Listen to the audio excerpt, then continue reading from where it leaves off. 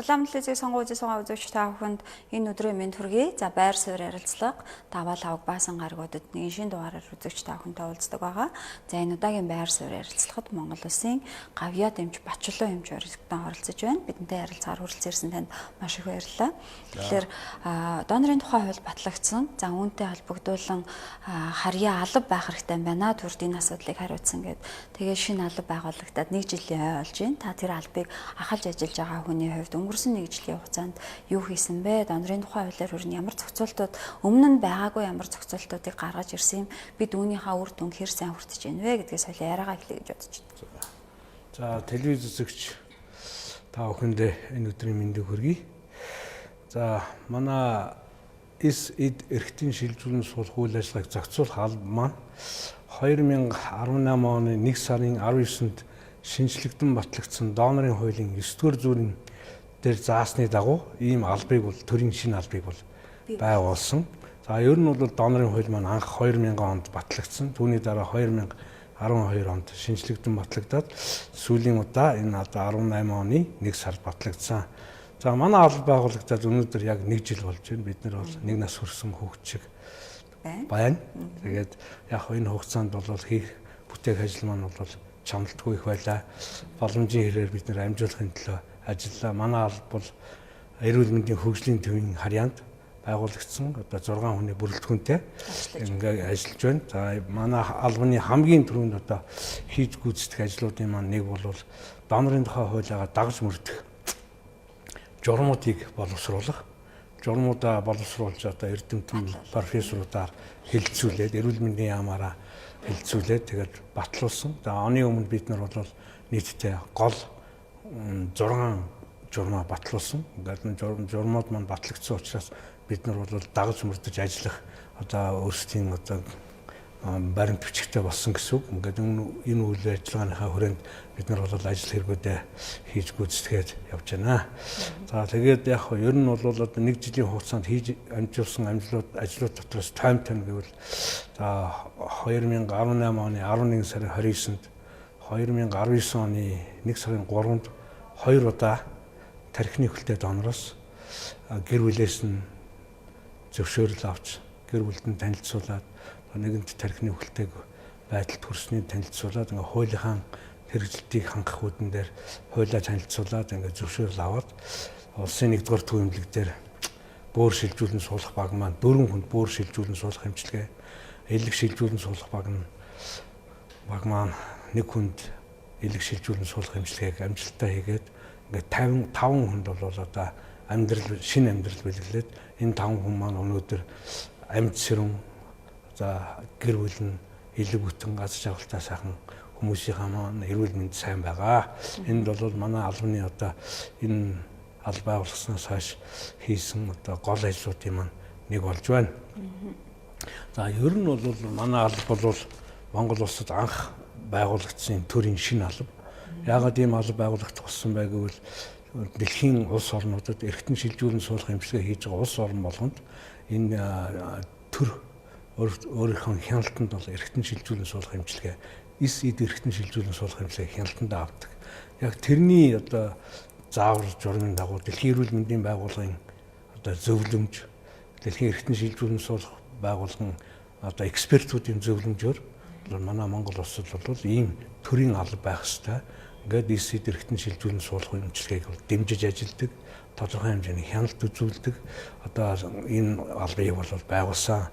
За манай албаны гол үүрэг бол мэдээж бол Монгол улс даяар эд эрхтэн шилжүүлэн суулгах эмчилгээ тэр дундаа эрхтэн шилжүүлэн суулгах эмчилгээнд орох шаардлагатай одоо эрхтэн тогтолцооны эмгэгийн төгсгөлийн үе шатанд байгаа хүнд өвчтөе улсуудыг бол манай эрхтэн шилжүүлэн суулгах багууд бүртгэж авдаг. Тэр бүртгэж авсан улсуудын хүлээгч хязгаалтыг нэгтгэж Монгол улс даяар мөрдөх ганцхан хүлээгч хязгаалтыг бол бүрдүүлж байгаа. За түүний дараагаар бол энэ хүлээгч хязгаалтанд байгаа улсуудыг түрүүний миний хэлсэн одоо Монгол улсад одоо донорын тухай хууль хэрэгжснээр Монгол улсад тархины хөлтэй донороос эрхтэн шилжүүлэн суулгах хэмжээний хууль эрхцэн үндэс нь бол бүрдсэн. Тэгэхээр бол Монгол улсад тархины хөлтэй донороос эрхтэн шилжүүлэн суулгах хэмжлэгийг хөгжүүлэх тал дээр манай алба бол ажиллах ёстой. Тэгэхээр бол улсын одоо лавлгаа төв эмнэлгүүд дээр одоо байгуулагдсан тархины хөл тодорхойлох багуудтай хамтран ажиллаад тухайн эмнэлэг дээр золгүй байдлаар гэмтэлд ороод тархинд нь одоо гэмтэл учирснаас тархины эргэлт уцалтгүй өгсөн. Эсвэл одоо даралт хэсэг өвчнөөс шалтгаалаад тархинд нь цус харвсан ийм одоо харамсалтай байдлаас тархины хөлд хүрсэн иргэдийнхэн эргэтэнг одоо саяны миний хэлсэн ийлэг, бөөр, зүрх одоо цаашлаад нойр улчирхаа гэдэг энэ цуллаг эрхтнүүдийн эмгэгийн төгсгөлийн шатанд байгаа хүмүүст одоо шилжүүлэн суулгах эмчилгээ зохицуулах гол ажлыг бол хийж байгаа. Ингээд бол энэ одоо хэрвээ тархины хөлтэй донор гарлаа гэж үзэхэд одоо саяны манаас сүүлийн одоо 2 тохиолдолд бол бид нар одоо 4 хүнд бөөр шилжүүлэн суулгасан гэж хэллээ. Тэгэхээр бол бид нар эргэтэн шилжүүлэн суулгах багада одоо энэ цусны бүлэг нь ийм цусны бүлэгтэй ийм эдний эзлийн тохиолтой ийм хүн байна гэд мэдээлээд тэр мэдээллийг бол одоо эргэтэн шилжүүлэн суулгах баг маань хүлээж аваад өөрийнхөө хүлээгч гсаалтанд байгаа одоо хүмүүсийн тохироотой хооронд нь нийцүүлж үзээд тэгээд одоо энэ одоо эдний эзлийн тохироо хамгийн ойр одоо байгаа хүнийг бол сонгож авна. За ер нь бол бид нар бол энэ хүлээгч агсаалт гэдэг бол маш нарийн байх ёстой. Энэ бол манайх нэгдсэн бүртгэл мэдээллийн сан байгуулж байгаа. Энэндээ бол энэ хүлээгч агсаалтаа нэгдүгээрт оруулсан, хоёрдугаарт нь саяны энэ хуваарлтын системийг оруулж өгч байгаа. Гуравдугаарт нь энэ гарч ирж байгаа үр дүн энэ одоо бүх одоо датаг бид нар бол нэгтгэж аваад нэгдсэн одоо мэдээллийн сан үүсгэж байгаа. Энэ мэдээллийн сангаа бид нар цаашлаад эрүүл мэндийн яамда, дэлхийн эрүүл мэндийн байгууллагад цаашлаад дэлхийн эрхтэн шилжүүлэн суулгах нийгэмлэгт жил болгон мэдээлж, үнэн зөвөөр мэдээлж явах хэрэгтэй. Ингээхээр бол бид нар дээр ингээд улсын бүх одоо эрхтэн шилжүүлэн суулгах, эс шилжүүлэн суулгах эмчилгээтэй холбоотой бүх мэдээллүүд манай дээр зангидагдаад, хянагдаад цаашаа ингээд дээшээ явах. Цаашлаад бүр үндэсний аюулгүй байдлын зөвлөлд жил болгон бид нар мэдээлж явах ийм эрх үүрэгтэй ийм байгууллага. За тэгээд манай алба бол одоо энэ хүлээгч агсаалтынхан болон энэ хуваарлтынхан нэгдсэн бүртгэл мэдээллийн санг байгуулах гад бүх одоо мэдээллүүдээр цуглуулсан. За энэ мэдээллийн санг байгуулах ажил бол бас нэлээд санхүү цаг хугацаа өртөг нэлээд шаардлагатай ийм ажил байгаа. Тэгэхээр бол энэ дээр бол олон улсын байгууллагаас бол биднэрт бас тусалж дэмжиж гисэн саналууд ирж байгаа. За тэгэхээр энэ нь бол бас нэг мэдээлэл одоо дат бүхэн байх учраас бас Монгол улсын үндэсний аюулгүй байдалтай хашлах юм байна уугүй юу, хувь хүний нууц эдгээрийг одоо хэрхэн хамгаалах вэ гэдэг тал дээр бас асуудал гарч ирд юм байна. Тийм учраас бид нар бол энэ байдлуудаа эрүүл мэндийн яамда сайдтай танилцуулаад сайд маань бол дэмжсэн мөн эрүүл мэндийн яамн дээр захим эрүүл мэнд төсөл хэрэгжүүлэх гэж байгаа албаны хүмүүс танилцуулсан эдгээр маань дэмжсэн. Тэгээ бид нар бол үндэсний аюулгүй байдлын зөвлөлт тодорхой хэмжээний албан бичиг явуулаад тэнцэнэс зөвлөмж хүлээгээд ингээ байж байгаа. Тэгээ хэрвээ үндэсний аюулгүй байдлын зөвлөлөөс одоо нэгдсэн бүртгэл мэдээллийн санг эд эрхтэн шилжүүлэн суулгах эмчилгээний талаар энэ санг байгуулад энэ мэдээллийг бол байгуулж болно гэх юм бол бүх одоо мэдээлэл нууцтай хамгаалттай ингээд байгуулах ёстой. Энэ бол зайлшгүй байх ёстой. Ингэж бид нар бүх одоо хийгдэж байгаа үйл ажиллагаагаа хянаж бүртгэж дэмжиж сайжруулах энэ процессыг явуулах ёстой. Тэгээ саяхан эрүүл мэндийн яамны төрийн нарийн бичгийн дарга Мямдаржийн албан даалгаврын дагуу манай алба бол Монгол улсад эд эрхтэн шилжүүлэн суулгах үйл ажиллагаа эрхэлж байгаа 14 байгууллагаар одоо дэмжлэгт хяналт буюу мониторингийн шалгалт хийсэн. Тэгээд 2-7 хоногийн хугацаатай 14 байгууллагаар бид нэр явлаа. Тэгээд өнөөдөр бид нар яг энэ өдөр одоо энэ явсан үйл ажиллагааныхаа хяналтын тайланг бичээд эрүүл мэндийн яамдаа хөрвүүлж байгаа. Тэгэхээр бол энэ хяналтын үр дүнгээс харахад бол манай эрхтэн шилжүүлэн суулгах эмчилгээ хийж байгаа болон эсэд шилжүүлэн суулгах эмчилгээ хийж байгаа байгууллагууд маань бол өөрийн гэсэн нэлээд сайхан тогтсон ийм журам дэг жаягтай. За тэгээд одоо шинэ донорын тухай хуулийг дагаж гарч байгаа энэ журмууд дээр ингэ тулгуурлаад хийж байгаа ажлууд нэлээд зэгцтэй сайжирсан ийм одоо байна. Энд бол мэдээж тэр үйл ажиллагааг эрхэлж байгаа эмч эмнэлгийн ажилтан, доктор, профессорууд, эмч совилогч нарын нөрөх ажлын хүчинд энэ ингэж бүрэлдэн тогтож ингээд байр сууриа зөв эзэлж ингэж тогтсон байна. Энд бол үнэхээр яа харахгүй л тэр эмч ажилчдын л одоо гавья тэднүүдийн одоо шаргуу хөтөлбөрийн үр дүн юм аа л гэж би бас бодож байлаа. Тэгээд гэхдээ мэдээж хийгдэж байгаа ажлууд маань сайхан ажлууд байгаа боловч энийг бол төр засгаас илүүтэйгээр дэмжиж илүү их одоо бөөцөлөд явах юм бол бид нар бол илүү их ажлыг хийж болох, илүү амжилт гаргаж болох, илүү үр дүнд хүрж болох, маш олон хүний амь насыг аварч болох боломжууд бол байна гэдгийг бол бас олж харсан. Тэр ч утгаараа энэ биднүүдийн одоо үйл ажиллагааны явцад бидэнтэй уулзсан бүх эмч профессорууд биднэрт өөрсдийнхөө санаа бодлоодыг хэлж илаа, хүсэлтээ тавьж илаа. Яам болон цаашаа төр засаг одоо хэрхэн хүрэх талаар саналуудаа өгсөн. Ингээ бид нар бол энэ бүгдийг бол нэгтгэж аваад тэгээд өнөөдрийнхэн тайланд ингээ бичээд ингээд цааш нь хүргэж байгаа ийм ажлууд байна. Тэгэхээр монголчууд донор гэхэлэр цусны донор, сүүний донор хоёрыг маш сайн мэддэг тийм ээ. Одоо донорын тухай хэлэхээр за энэ цусаа бэлгэлдэг тухай ойлголт юм уу? Эсвэл нөгөө өхний сүүний донор гэж яддаг тийм ээ. Хэдэн мянган хүүхдийг одоо би хооллож өсөглөө гэдэг ийм өөрсдийнхөө нөгөө өдөр тутмын амьдралд илүү ойр байгаагаас ойлгодог. Тэгээд үнэхээр эд эс эрхтэн одоо шилжүүлэх энэ алба бол монголчуудыг илүү эрүүл саруул амьдрах, за хин нэгэнд бас илүү амьд явах насыг нь уртсгаж амийг нь авч өгөх тийм ээ, урт удаан наслуулах ийм том алба байна. Тэгэхээр хамгийн түрүүнд та түрүүнд өргөдлөө. Үнэхээр одоо хөрөнгө санхүү шаардсан ажил байд юм байна гэж. Санхүүжилт юу нь яаж дэлхийн хандлага нь яаж явж байна? Энэ салбарт за бид одоогоор ер нь яаж зохицуулж байна вэ гэж сүүлийн хэдэн жил бол эдийн засгийн хямралтай бид бас тодорхой хэмжээнд төсвөө олон улсын валютын сан гэдэг газар атгуулад тэдний хяналтанд ор захиран зарцуулж байгаа шүү дээ. За ер нь бол эхлээд телевиз үзэгч нийт ард иргэдтэй донорын талаар тавчхан боловч жоохон ойлголт өгөхийг барлтыг. Одоо та сая хэллээ одоо сүүн донор, цусны донор. Энэ бол манай Монгол улсад бол тогтцсон харилцаа. Энийг бол хүн болгон мэддэг. Цусны донорууд маань бол одоо Монголын маш олон хүний амь насыг аварсан юм хүмүүс байдаг. За гэтэл бол одоо өнгөрсөн зууны дунд үеэс 1950-аад оны үеэс эргэтэн шилжүүлэн суулгах эмчилгээ эхлэх үеэс л донорын асуудал тавигдаж ирсэн. Тэгэхээр энэ донор маань бол амьд донор болон амьгүй донор гэж хоёр одоо хуваагдж байгаа. Тэгэхээр бол одоо манай Монгол улсад одоо би түрүү хэлсэн улсын 1-р төвөмлөг энэ бөөрийн баг, элэг шилжүүлэн суулгах баг, хавдар судлалын үндэсний төвийн элэг шилжүүлэн суулгах багуудад өнөөдөр нийтдээ 200 гаруй хүнд амьдрал бэлгэлчээж явж байна л да. Одоо бөөр шилжүүлэн суулгах эмчилгээг бол 174 хүнд хийсэн байна. Улсын 1-р төвөмлөгт элэг шилжүүлэн суулгах эмчилгээг 67 хүнд хийсэн байна. Хавдар судлалын үндэсний төвд 9 хүнд элэг шилжүүлэн суулгах эмчилгээнүүдийг амжилттай хийжээ. Энэ хүмүүс мэдээж донортой байгаа. Тэгтэл манай энэ доноруудын ихэнх нь буюу одоо бараг 98% нь амьд донор буюу ах эгч гэр бүлийн хүмүүсээс одоо аав ээж үр хүүхдүүдээс нь одоо хос эрхтнийх нь нэгийг цурлаг эрхтнийх нь талыг авч байгаа. Тэгэхээр бол манай донорын хуулинд бол зааснаар бол донорын хуулинд гэр бүлийн гишүүдээс одоо амьд донор хэрвээ орхолох нь гэр бүлийн гишүүдээс эрхтнийг авна гэж заасан.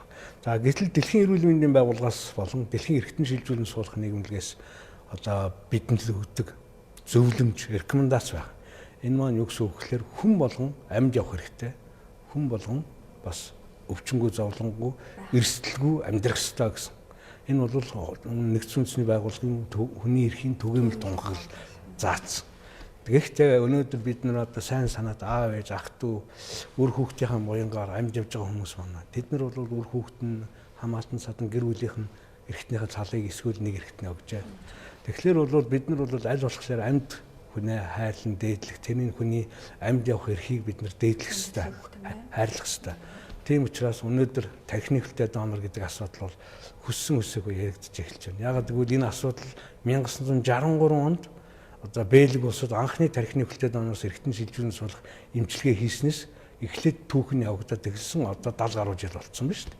Тэгэхээр бол бид нар бол 70 гаруй жилийн дараа энэ үйл ажиллагааг Монгол улсын хөрсөн дээр суулгах гад ингээд ард иргэдтэй танилцуулаад тайлбарлаад ингээд явж байгаа. Тэгэхээр Монгол улсад өнөөдөр эргэтэн шилжүүлэн суулгах эмчилгээ хийх шаардлагатай улсууд байна уу? Байна. Одоогийн байдлаар яг манай одоо хүлээгч агсаалтанд орсон нэгдүгээр эмнэлэг, хавдар судлалын төв, их хүүхдийн эрүүл мэндийн төв гэсэн энэ 3 байгууллагаас ирсэн нийтдээ 240 гаруй хүний хүлээгч агсаалт байна.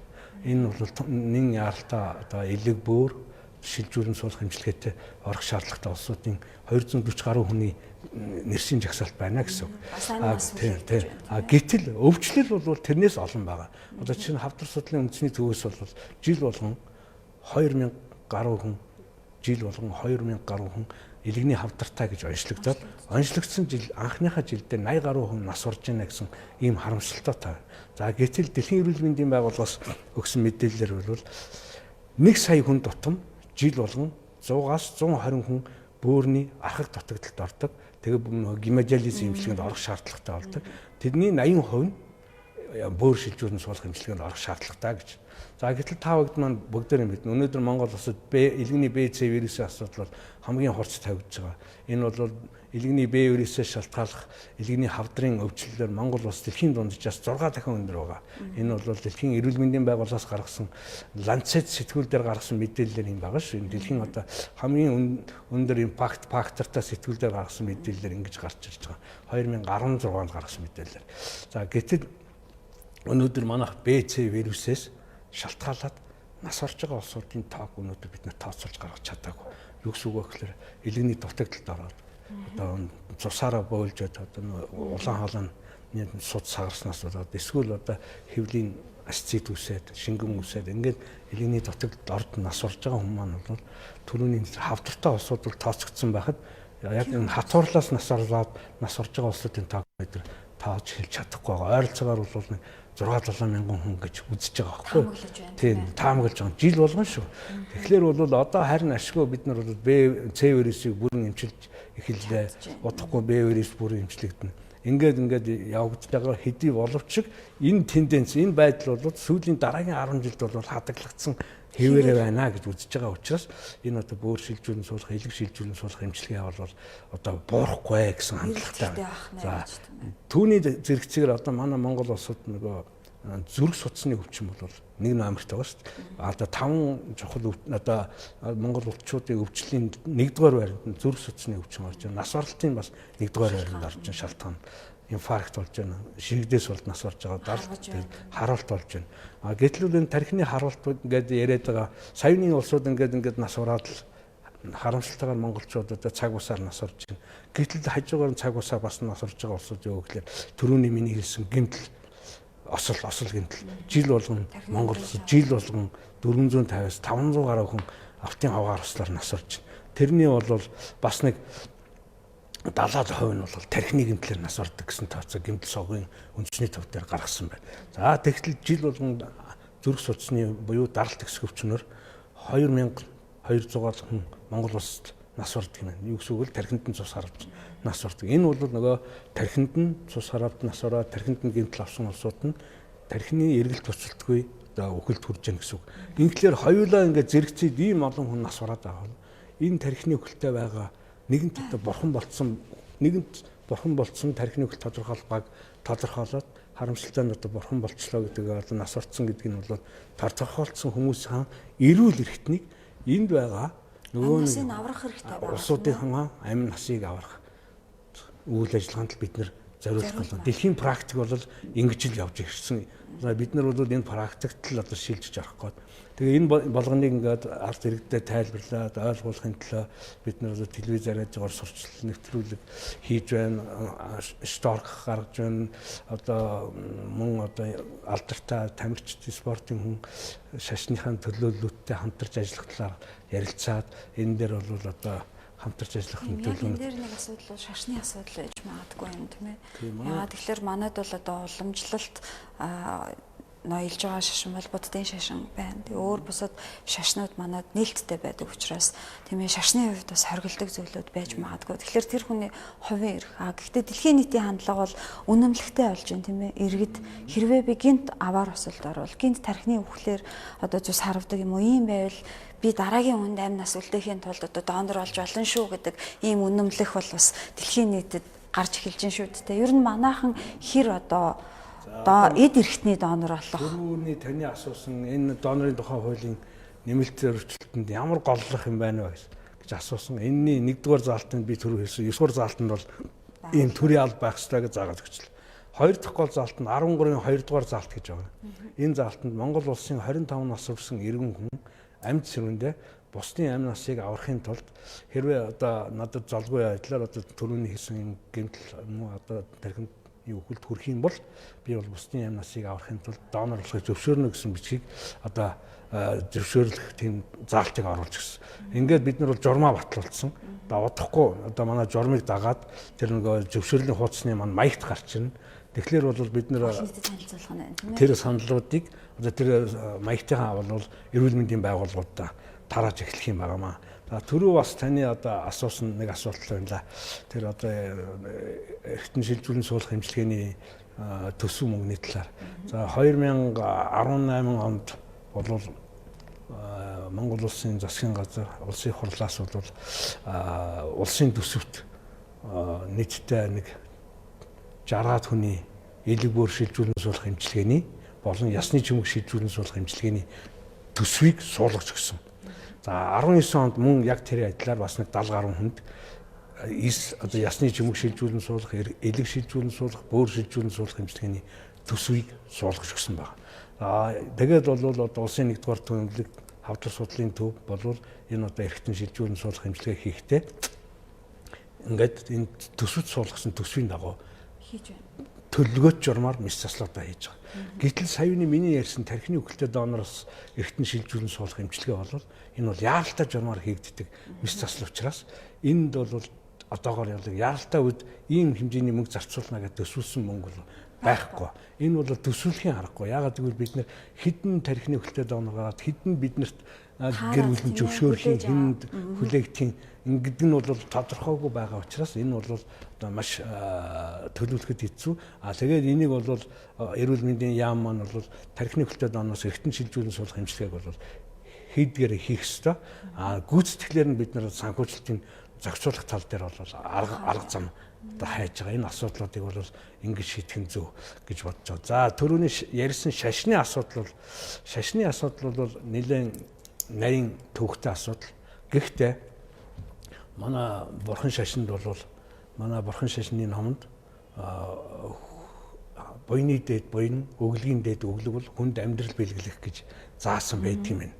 Тэгээд тэр ч утгаараа бид нар бол олон улсын хурал зохион байгуулаад ингээд яхтай гандан тэгшлэн хийд болон ламрын датсан хийд гэдэг энэ байгууллагуудаас бид нар лам одоо хуургуудыг урьж асарч лекц уншуулж байсан. Ер нь бол манай шашны номонд хүнд бол амьдрал бэлгэлэх бол эсрэг заалт бол байхгүй, харин бэлгэлэх ёстой. Тэр ч бүх хил одоо үлгэр байдаг юм байна. Бурхан багш бол өөрийнх нь нэг шавь нь бол сохор болонгууд өөрийнх нь мэлмиг тэр хүнд бэлгэлж тэр хүнийг одоо амь нүд оруулж ирсэн ийм одоо үлгэр хүртэл байдаг юм, домог байдаг юм. Тэгээ болцохлоор бол манай шашинд бол энд бол харьцлах юм бол байхгүй. Энийг л харин бол манай ард иргэд зөв ойлгох хэрэгтэй. Манай бурхан шашны одоо манай лам хуургнууд маань бол энийг бас зөв ард иргэдэд зөв тайлбарлаж ойлгуулж бид нартай хамтарч ажиллавал бид нар маш олон хүнийхээ амь насыг аварч болох болцоо байна гэдгийг бол би одоо хэлмээр байна. Түүнээс гадна бид нар бол шашны байгууллагын төлөөлөлтөд гол лидерүүдтэй бас уулзаж энэ талаар ярилцах ёстой. Тэднэртэйгээ зөвлөлт ёстой. Тэднүүдийн сургаалыг бас сонсох хэрэгтэй. Өөрсдийнхөө бод санаж байгааг танилцуулах ёстой. Тэгээ энэ дээр бол манай дэлхийн эрүүл мэндийн байгууллагын эргэтэн шилжүүлэн суулгах нийгмийн экспертүүд бол байнга зөвлөгөө өгдөг. Шашны байгууллагатай хамтарч ажиллах асуудал дээр бол нэлээд ажиллаарай гэж. За үүний зэрэгцээгээр бол одоо манай хамгийн гол нь одоо эсэд эргэтэн шилжүүлэн суулгах эмчилгээ хийж байгаа энэ гол эмч, эмнэлгийн ажилчдынхаа хүний нөөцийн асуудал тэдгэрийн одоо энэ Монгол улсын 1-р төлөвлөлт хавдар судлалын төв бусад эмнэлгүүдэд ажиллаж байгаа эмчнэр бол бүх энэ үйл ажиллагааг одоо өөрийнхөө үндсэн ажлын хажуугаар давхар зэрэгцэж хийдэг. Тэгээд цалин хөлсөн үндсэн цалинтайгаа л байдаг. Нэмэгдэл цалин гэж авдаггүй, илүү цаг гэж өгдөггүй. За урамшууллын асуудал бас хэцүү. Тэгэл одоо саяны ингээд мониторингийн шалгалт хийгээ явж байхад л ердөөсөл биднүүдийн цалин хөлсний асуудал, нийгмийн асуудал, автон сургалтын асуудал Манай цагаар зогсож чинь шүү дээ. Эргэтэн шилжүүлэх. тэр бол их төвөгтэй шүү дээ. Мис засал бол өргөжлөх хугацааг бол хинч хэлж чадахгүй. Би бол мис заслын эмч байх хугацаа бол хэлдэг үг байсан. Хоол явж байгаа жолооч мис засалд орж байгаа эмч 2 цаг болцдгүй маа гэж би хэлэх дуртай байсан. Би нүгийг хэлдэг. Үнэхээр юу одоохон гараад ирнэ гэж ортол өстой урчилж хараагүй хүндрэл гараал тэгэл хэдэн цаг зогсох явдал зөндөл байдаг. Тийм учраас бол яг хэдэн цаг үргэлжлэнэ гэж хэлэхэд хэцүү. Ер нь бол манай элэг шилжүүлэн суулгах багийнхан бол анхны мис засал бол яг өөрөөсөө бие дааж хийсэн мис засал бол бараг 30-аад цаг үргэлжилж исэн. Манай бөөр шилжүүлэн суулгах багийн мис засал бас л 10-аад цаг үргэлжилж исэн. Одоо ингээл цаг хугацаанууд нь бол багасаад эмч нарын юм дадлаг туршлага сайжраад байна. Тэгээд дараагийнхаа уяагаа бэлтгэх тэднийхэн чадал чамсааг сайжруулах энэ тал дээр бол манай эрүүл мэндийн яам бол бас харьцангуй одоо гадагшаага эмч ажилчид эмч нарыгаа сурах тал дээр бол нэлээд анхаарал тавьж байгаа. Тэгээ энэ дээр бол агц гар нөх гэж бодож байна. Тэгээ манай алба байгуулагдсанаар бол энэ тал дээр бол нэлээд анхаарал тавьж ажиллаад өнгөрсөн 1 жилийн хугацаанд одоо эс эргэтэн шилжүүлэн суулгах эмчилгээ хийж байгаа эмч нараас 35 хүнийг бид нэр бүгд найрамдах Турк улс, бүгд найрамдах Солонгос улсад сургалтанд хамруулсан. Тэгээ энэ улсууд маань явж ирээд одоо тархины хөлтөд оноос эргэтэн шилжүүлэн суулгах эмчилгээний одоо сургалтанд яваад ирсэн эмч нар маань гинтл согс судлалын үндэсний төв улсын 3 дугаар төвлөг, улсын 1 дугаар төвлөгийн эмч нар маань бол одоо тархины хөлт тодорхойлох асуудал дээр бол нэлээд эрчимтэй сайн ажиллаж итгэх зүтгэлтэй. Яагаад гэвэл тэрийг ойлгосон хүмүүс очиод үзсэн гадны улсуудад ингэж хийж яхад яагаад бид нар хийж болохгүй юм бэ гэдэг тал дээр ингээ үзсэн. Тэгээд нөгөө яг элэгний эмчнэр, бөөрийн эмчнэр өөрийнх нь эмчилж байгаа хүн харж байхад л нүдэн дээр нь нас ороод ахлаар чинь үнэхээр хэцүү шүү дээ. Тэгээд энэ хүнийг яаж авах вэ? Боломж байхад л бид нар аварч чадахгүйгээр ингээ харин ч одоо бид нар бол энэ эмчнэрийн хичээл зүтгэлээр 2006 оноос хойш нийтдээ энэ бас их олон хүнд эргэтэн шилжүүлэн суулгах эмчилгээ хийжлээ шүү дээ. Гэтэл бол эргэтэн шилжүүлэн суулгах эмчилгээ маань бол 20 дугаар зуунд гарсан ангаах ухааны салбарын хамгийн том ололт гэж дэлхийд даяар хүлээн зөвшөөрөгдсөн. Гэтэл одоо 21 дугаар зуунд бол энэ маань бол өөрчлөгдөх хандлагатай явж байна. Одоо эргэтэн шилжүүлэн суулгах эмчилгээний дараагийн үе шат нь юу вэ гэхээр үүдлэс шилжүүлэн суулгах асуудал яригдаад эхэлж байгаа байхгүй. Төлжүүлэх тийм. Тэгэхээр бол манай улсын 1 дугаар төвөмлөг дээр бол ясны чимэг шилжүүлэн суулгах эмчилгээ бол өнгөрсөн одоо жил одоо 2010 оноос хойш эхлээд одоо 14 хүнд ясны чимэг шилжүүлэн суулгах эмчилгээ 100% амжилттай хийгээ явж шít. Тэгэхээр бол энэ мал бол үүдлэс шилжүүлэн суулгах, үүдлэсээс ирээдүйд эргэтэн ургуулах, тэр ургуулсан эргэтэнгээ нэг муу эргэтнийхэн оронд авч солих энэ эмчилгээний үндэс суурь одоо анхны гацыг тавьсан ийм гайхамшигтай улсууд маань бол одоо ажил төрлөө хийгээ явж байна. Би бол энд одоо хүн болгоны нэрийг дурдаад яах вэ? Нэгнийх нь нэрийг орчуул одоо энэ хамт олон чинь гомдон тийм учраас ягаад гэвэл би өөрөө улсын 1 дугаар төвийн эргэтэн шилжүүлэн суулгах төвийн гишүүн эмч байлаа, эргэтэн шилжүүлэн суулгах төвийн даргын ажлыг хийжсэн учраас тэр олон хүний нэрийг дуртахад бол бас төвөгтэй. Тийм учраас нэр дуртахгүй явчих. Тэгээд эдгээр маань бол үнэхээр нүрэх ажлыг амжуулж байгаа. Тэгээд одоо дэлхийн одоо өндөр хөгжилтэй орнууд бол эд шилжүүлэн суулгах. Тэгээд одоо хүн цуснаас хүн цусны эдийг авч хадгалах, эд эсийн банк үүсгэх асуудал бол нэлээд хөгжсөн байна. Одоо саяны биднүүд ингээд мониторингийн үзлэг хийгээ явж байхад гинт сонгох судлалын үндэсний төв улсын 1 дугаар төвийн үр шилжүүлэн суулгах эмчилгээ хийж байгаа газрууд, нүдний эвэрлэг шилжүүлэн суулгах эмчилгээ хийж байгаа газрууд бүгдээр л биднэрт тавьж байгаа хүсэлт бол Монгол улсын хэмжээний нэг эсэдийн банктай болмоор байна. Бид нар дэх юм бол маш олон хүнийг аварч болно, маш олон хүнийг эмчилж болохоор байна гэж. Одоо ингээ эмчлэгдэхгүй байгаа нэг сахарны диабетээс болсон шархны хүндрэлүүд, за сахарны диабетээс гадна судасны битвэрлээс болоод хөлний одоо шархлаа үүсээ тэр нь одоо эдгэрдэггүй янз янзын өвчнгөө. За тэгээд одоо трофический язв гэд нэрлэдэг одоо том гэмтлийн улмаас үүссэн одоо элдвүү шархлааны дефектүүд за мөн үе мөч нурууны энэ бүх эмэг бүүдийг чинь одоо үүдлэсээр эмчилж шүү дээ. Тэгтэл одоо манайх бол улсын 1 дугаар төвлөлт дээр ганцхан одоо ясны чимэгнээс үүдлээс ургуулад цусны хавдартай хүмүүсийг эмчилж. Гэтэл бид нар бол үүдлэсийн банк байгуулад энийгээ ингээ хөгжүүлээ явах юм бол ирээдүйд 100 гаруй өвчнийг эмчлэх болцооны үд нэгтгэх хэрэгтэй. Тэгэхээр бол эхний шам тавигдсан цаашаа явагдана л гэсэн асуудал. Би танаас ингэж асуумаар байна. Та түрүү хэллээ эргэтэн шилжүүлж байгаа эмчнэр маань үндсэн цалингаар ажиллаж байна. За урамшуулал юм бас нэг тийм тодорхой бас тийм ээ.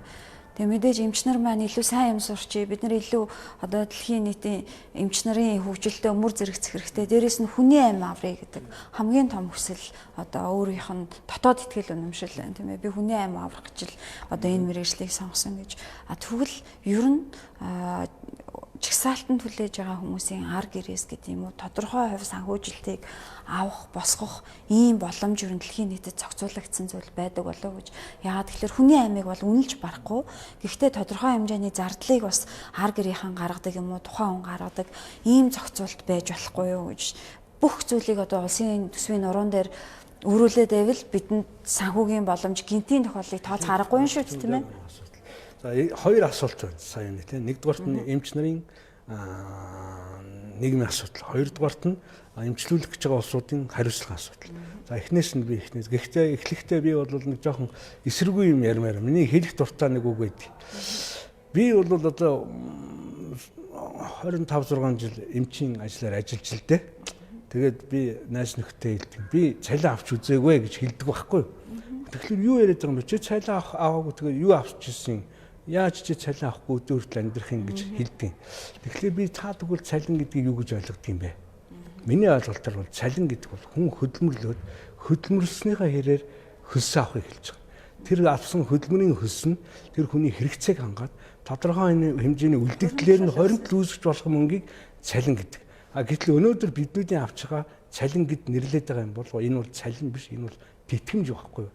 Бид нар бол тэтгэмжээс тэтгэмжний хооронд амьдрал дуусч байна. Үнэхээр сүүлийн одоо 30 жил бол яг ийм маягаар дуусч байна. Тэгэхээр бол хэрвээ Монгол улсад энэ бүх одоо эмч ажилч, совилогч нар, асрагч нарын цалин ажилчныхны хэрээр өгдөг болчихвол хүмүүс аргашаага гэрлүүгээ санаа тавих асуудал нь бол байхгүй болоо. Хийснийхээ хэрээр хөлсөө авчих юм бол зөвхөн тэр ажил руугаа хүнийг ажилуулахад дуртай юм шүү дээ тийм ээ. Гэр бүлдээ санаа тавих асуудал нь шийдэгчлэр чинь тэр хүн чинь гэр бүлдээс тосроож хэрүүл уруул багтай цалин мөнгө ацарсан үгүй гэдэг янз янзын асуудлууд бүх юм шийдэгдчих юм бол тэр хүн эмнэлэг дээр байгаа тэр Монголын ард түмний эрүүл мэндийн төлөө зүтгэх цаг хугацаанд улам уртсаад улам илүү хүрлэн гарнаа.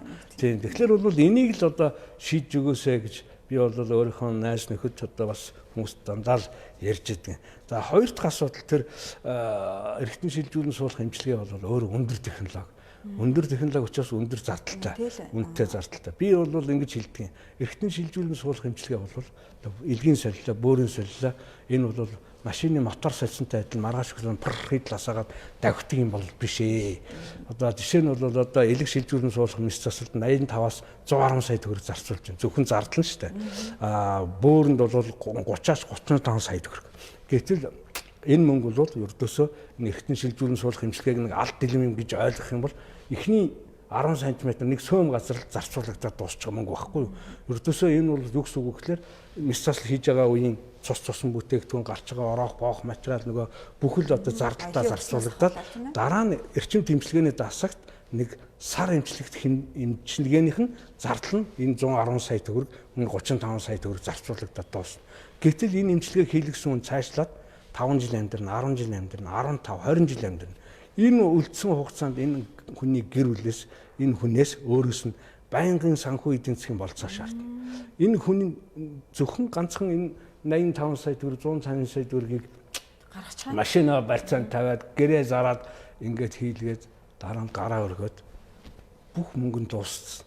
Дараа нөгөө энэ өртөгтөө энэ өндөр өртөгтөө эмчилгээ хийлгчээд шинжилгээнд дээрхээ байждаг. Шинжилгээгээ өгөхгүй, эмээ авахгүй. Энэс ч болоод энэ их нөрх хөдөлмөр, нөрх их зардал маань үр дүнгээ алгуулдаг тохиолдлууд бол мөн байдаг. Тэгэхээр бол энэ дээр бол ард иргэд маань бол нэлээд анхаарах хэрэгтэй. За мэдээж манай төрөөс бол одоо зардлыг бол дааж байна. Энэ бол сайхан хэрэг. Гэхдээ иргэд маань өөрсдөө бас хариуцлага хүлээх хэрэгтэй. Хүмүүс маань өөрийгөө өөр юм шиг хайрлах хэрэгтэй. Хүний машин шиг, хүний юм шиг хэрэглэж болохгүй байхгүй. Өөрийнхөө хайрлах хэрэгтэй. Өөрийгөө хүний юм шиг хэрэглэж шít.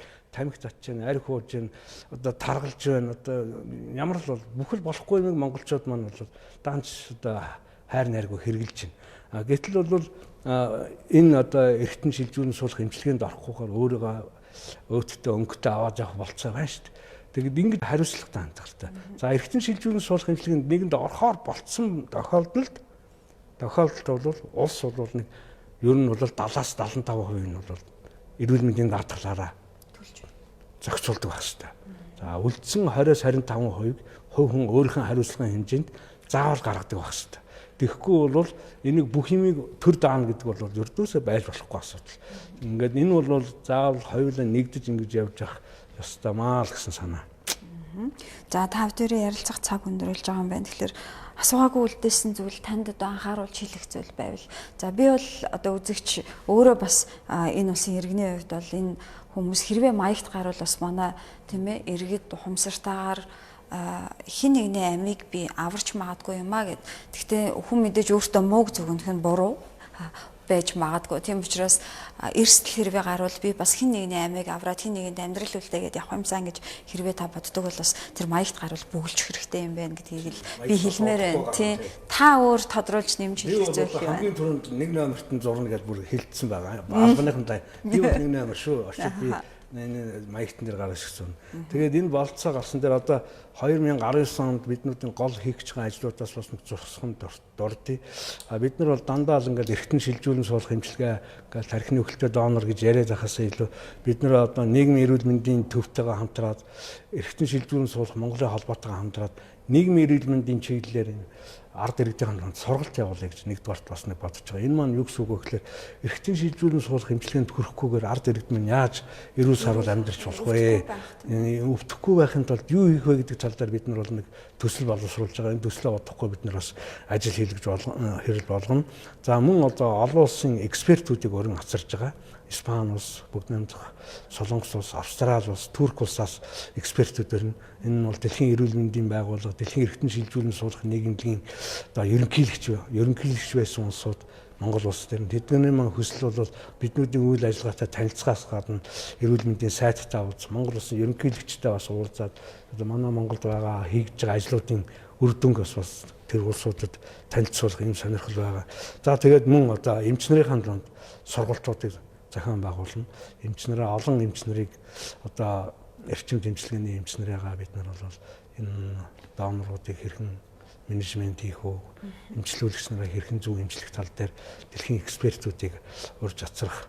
За тэгэл хамгийн эцэст нь бол мэдээж одоо нэгэн тал одоо харамсалтайгаар ингээд нас бурхан болж байгаа иргэдийнхэн одоо тэр сайхан болон одоо юу гэдэг нь нөөцийг бусад одоо нас урах гэж байгаа улсуудтай ашиглаж энэ Монголын ард түмний эрүүл мэнд амь насыг хэдэн хүнийг ч гэсэн амьд байх гэр бүлд нь одоо сайн сайхныг бэлгэлж илүү бүтэн байлгахад нь туслах юмсан л гэж бодож санаж байна. За баярлалаа. Цаг зав гаргаж студид маань хийж байгаа ажлынхаа хүрээнд хийх ажлын хүрээнд бас тэгээд монголчууд нэгнийхээ амийг хэрхэн яаж аварч болох юм бэ? Дээрээс нь одоо бүгдээрээ бас нийтээрээ цөөхөлөхнээ байгаа учраас олуулаа болох хэрэгтэй байна. Урт наслах хэрэгтэй байна, тийм ээ. Тийм учраас энэ бүхэнд бас танаагаа жилээж авч үүний тулд бас юу хийх хэрэгтэй байгаа юм бэ гэдэг өөрийн байр суурь илэрхийлсэн танд маш их баярлалаа. Таны ажилд өндөр амжилт хүсье. За баярлалаа. Монголчууд маань бол өгөөмөр сайхан сэтгэлтэй, уужим сайхан сэтгэлтэй улсууд. Ер нь бол бие биедээ тусыг дэмжиж гэсэн бодол бол дандаа сэтгэлд нь өвлөгдөж явдаг учраас энэ одоо ер нь бол энэ асуудлыг их зөвөр ойлгоод энэ асуудлыг дэмжинэ гэдэгт бол ердөөсөө эргэлзэхгүй байна. Баярлалаа. Парламент телевиз байр суурь ярилцлагыг даваа, лавг, баасан гаргуудад үзэгчтэй ахын дөрөгдөг. За энэ удаад бид Монгол Улсын гавьяа дэмж Батчулуун эмчтэй ярилцлаа. Анхаарал үзэгчтэй ахын баярлалаа.